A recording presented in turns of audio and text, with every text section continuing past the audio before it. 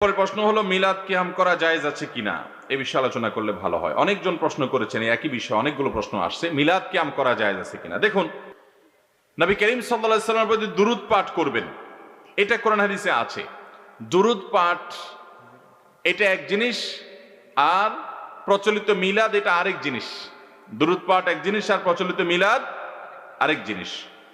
দুরূদ পাঠ এটা তো প্রত্যেক ইমানদারকেই করতে হবে। আল্লাহ বলেছেন, ইয়া আইয়ুহাল্লাযীনা আমানু ইন্নাল্লাহা ওয়া মালাইকাতাহু ইউসাল্লুনা আলান নবী।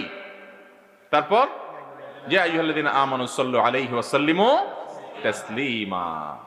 আল্লাহ তাআলা তার রাসূলের প্রতি রহমত নাজিল করেন, ফেরেশতারা তার রাসূলের জন্য দুরূদ প্রেরণ করেন, দোয়া করেন, হে ঈমানদাররা তোমরা তোমাদের রাসূলের প্রতি দুরূদ প্রেরণ করো। অতএব ঈমানদার দুরূদ পাঠ করবে, এটা তার ঈমানের গুরুত্বপূর্ণ একটা দাবি যে নবী সাল্লাল্লাহু আলাইহি সাল্লামের মাধ্যমে আমি ঈমান পেয়েছি, হেদায়েত পেয়েছি, তার জন্য আমরা দোয়া করব।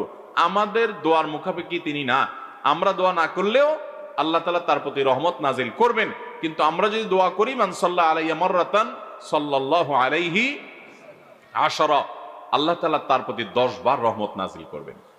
কিন্তু এই দুরূদ পাঠ এক জিনিস, আর মিলাদ আরেক জিনিস।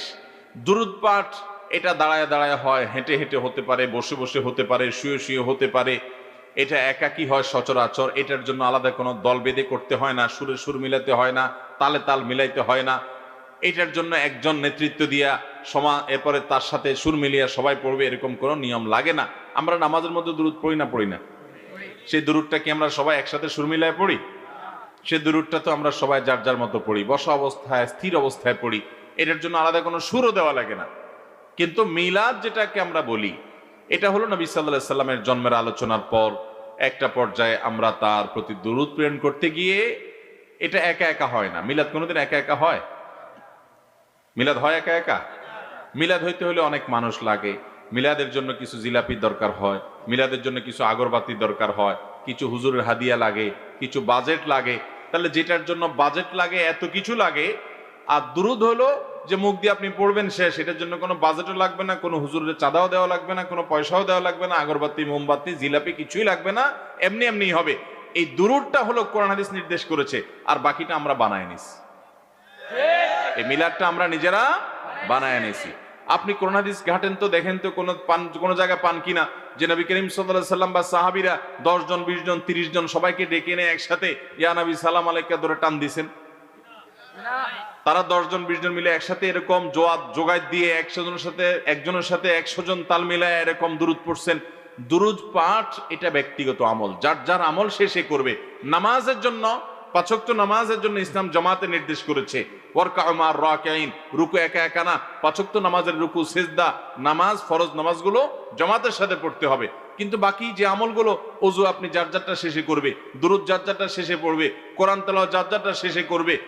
এভাবে যে আমলগুলো যার যারটা শেষে করার, সেগুলোকে যদি সম্মিলিত রূপ আমরা দেই, তাহলে সেটা সুন্নাহ হবে না, বরং সেটা হবে ইসলামের মধ্যে মন গড়া সংযোজন, যেটা বেদাতে পর্যবসিত হবে। আল্লাহ আমাদেরকে বেদাত আর সুন্নতের পার্থক্য করার তৌফিক দান করুন। যেই ইবাদত যেভাবে ইসলাম করতে বলেছে, আমরা ওইটাকে ওইভাবে রাখবো। নিজেরা কোন একটা পদ্ধতি যদি বানায় নি, ফিক্সড করে নেই, তখন সেটা বেদাত হবে। ভাই, দুরূদ কি নবী সাল্লাল্লাহু আলাইহি সাল্লাম এবং সাহাবীরা তারা পড়ছেন না, পড়েন নাই? তো সাহাবীরা দুরূদ পড়তে কি একজনে 10 জনকে 20 জনকে ডেকে এনে এরকম সুরে সুর মিলিয়ে আমরা যেভাবে পড়ি, এরকম কোন দুরূদ তিনি পড়ছেন কিনা? যদি তাদের থেকে এরকম কিছু প্রমাণিত না হয়, তাহলে এটা পরিত্যাজ্য। নবী সাল্লাল্লাহু আলাইহি সাল্লাম বলেছেন, মান আহদাসা ফি আমরিনা হাযা মা লাইসা মিনহু ফাহুয়া রাদ। এটা মিশর থেকে সৃষ্টি হয়েছে, এক রাজার নির্দেশে সৃষ্টি হয়েছে, রাজার আমলে সৃষ্টি হয়েছে। এই মিলাদের বয়স খুব বেশি দিন না, আপনি এর আগে এটার ইতিহাস পাবেন না, কোরআনেও না, হাদিসেও না। নবী সাল্লাল্লাহু আলাইহি সাল্লামের জন্মের আলোচনা তো হতেই পারে, ভালো, কিন্তু সেটার জন্য এই যে আমরা সিস্টেম বানিয়ে নিয়েছি, তাও আবার আলোচনা করতে করতে এক পর্যায়ে সবাই দাঁড়ায় যেতে হবে, কারণ মনে করে যে নবীজি সেখানে হাজির হয়ে যায়। এগুলোর কথা না কোরআনে আছে না হাদিসে আছে। আল্লাহ আমাদের মন গড়া আমল থেকে বেঁচে থাকার তৌফিক দান করুন।